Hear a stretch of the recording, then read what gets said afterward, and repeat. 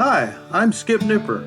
Welcome to Skip's Corner, the podcast where I tell you about not only Nashville's great baseball history and traditions, shot to right, a one-hop liner, but certainly about its past. And you will hear a little bit about its present and future, too. Yes, he can. It makes the waist-high catch. There are great stories about Tom Wilson Park, Herschel Greer Stadium, Sulphur Dell, and the players, coaches, and fans who love everything about baseball. And every once in a while, you will get to hear from a special guest who will share their fondness and even passion for the great game. The high fly ball down the right field corner, going way back, hits a lead-off home run.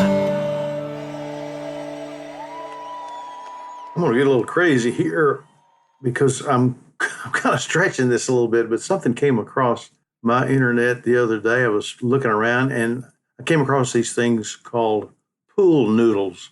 I'm sure you are familiar with what they call pool noodles. You may have a pool and it's an easy answer for you, but if you have kids or grandkids or both, you know what I am talking about because your families have collected them from way back. They are the long, cylindrical piece of flexible, buoyant polyethylene foam, real spongy. And pool noodles are used by people of all ages while swimming, especially for those learning to swim, for floating, for rescue reaching, in various forms of water play, and for aquatic exercise. The most common dimensions are about 5 feet, 3 inches in length, and 3 inches in diameter. And the pool noodle is also used for people who experience difficulties in swimming. And for the past few years, they are used to protect sharp edges and corners. And I've seen them cut up, sliced, diced, and split for art projects by hobbyists. Now, the thing that drew me to this is I'm looking for New York Yankees, and they have a pool noodle with the New York Yankees logo and the New York Yankees colors. Go figure. But what in the world does this have to do with baseball, you ask? Especially Nashville baseball. Well, let me tell you about someone from Nashville, a professional player, a pitcher, and a pretty good one too. And I'll get the connection. I think you'll figure it out here in just a minute. Frank George Hahn, H-A-H-N, pitched for Cincinnati between 1899 and 1905, and the New York Highlanders in 1906. They would become the New York Yankees later. Now, Hahn pitched in 243 games, made 231 starts, had 212 complete games, and pitched 25 shutouts. Now, that's pretty good. And he was called Noodles. So, Frank George Noodles Hahn was born on April the 29th, 1879, and can you guess where? Nashville, Tennessee. He acquired his nickname as a child, but he said he did not know how he'd gotten it. His biography from the Society for American Baseball Research suggests 4 possible origins for the nickname, all involving the fact that Hahn had frequently carried, sold, or enjoyed noodle soup. And in Daniel R. Levitt's great bio on Hahn for Sabre, he quotes a man who knew how the nickname came to be. When Hahn was a boy in Nashville, the man explained, he always had to carry his father's lunch to him. His father worked in a piano factory and, in fact, was a piano tuner. And the lunch was always noodle soup, so the nickname was a natural. Now, there are at least 3 other variations on the story. However, in one, he earned the nickname because he sold his mother's homemade noodle soup. In a second, he was simply fond of the soup. And a third, his brothers gave him the nickname for carrying noodle soup for his grandmother to a poor neighbor. So there you go. Who knows which one is the reason he was called Noodles. But before he turned 15 years old, Noodles Hahn, before he turned 15 now, he signed a contract for $35 a month with a team in Clarksville, Tennessee. he was a pretty good baseball player as an amateur in Nashville. And Hahn later talked about having to wait outside of the saloons as his teammates went in for drinks. And he moved on to the Southern League before reaching the major leagues with the Cincinnati Reds at the age of 20. I think first started out in the Southern League with Mobile. His first Major League Baseball season, he threw a one-hit game to defeat the Louisville Colonels. And though not armed with a powerful fastball, Hahn developed a reputation as a strikeout pitcher.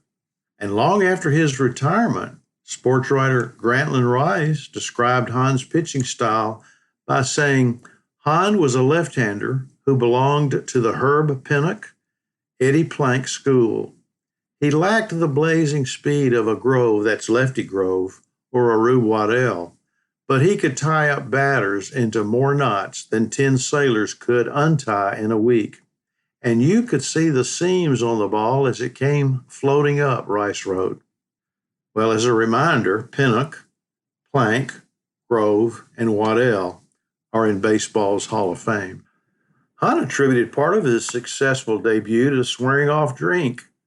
He told the Cincinnati Enquirer, "This year shows me what I can do when I am not drinking. I'll never again indulge in any kind of strong drink." And when questioned, Hahn did confess to one beer at a barbecue in Columbus, Georgia, when no water was available.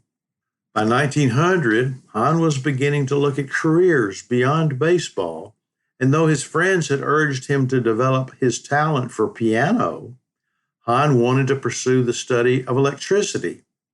And he made plans to work for a large Memphis electrical company in the off-season following the 1900 season.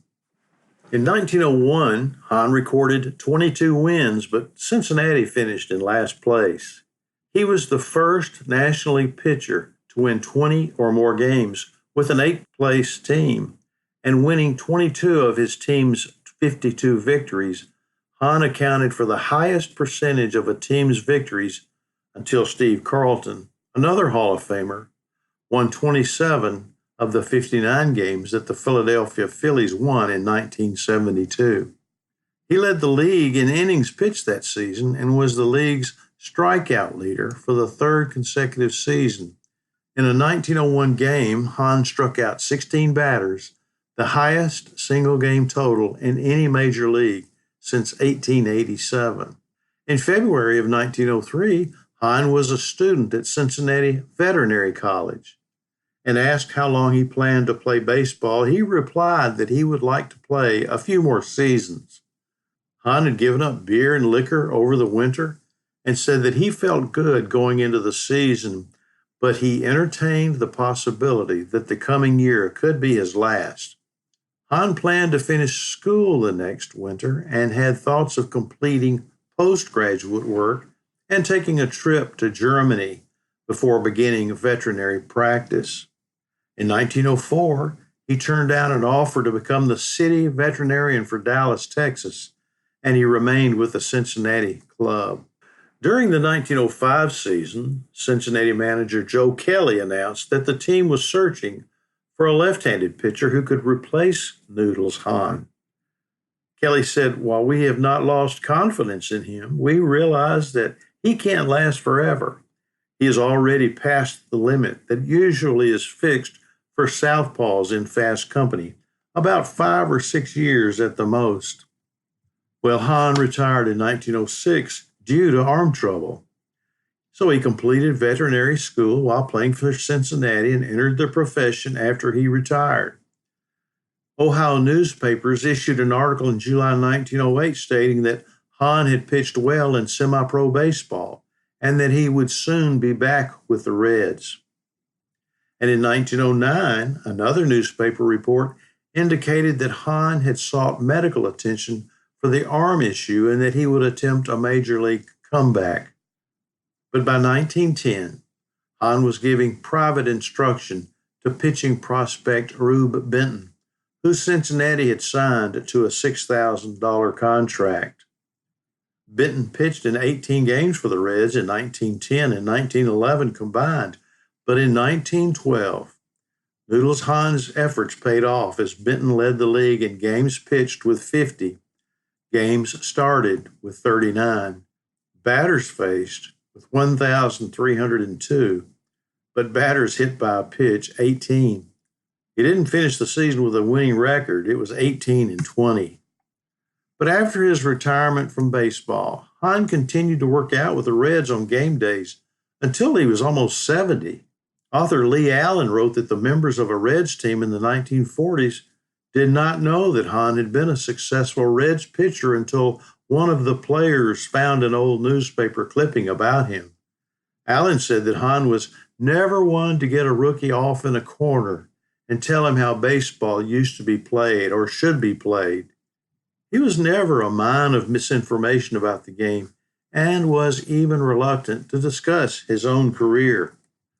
But he worked out with the Reds on game days, like I said, almost 70 years old, and he died on February the 6th, 1960, in Candler, North Carolina, at the age of 80, and was inducted into the Cincinnati Reds Hall of Fame 3 years later in 1963. And one more thing about Noodles Hahn, two actually.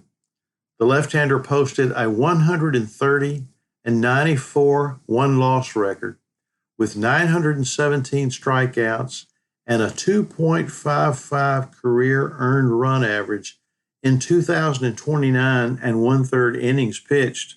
And to top all of that, he was the last pitcher to throw a no-hitter in the 19th century and the first pitcher to throw a no-hitter during the 1900s. And there's Noodles Hahn. I hope you enjoyed listening to his story, a Nashvilleian and a great one. They called Nashville his home at one time, and we should remember guys like him that have been so important to not only Cincinnati and Major League Baseball history, but also Nashville baseball history. Thanks for listening.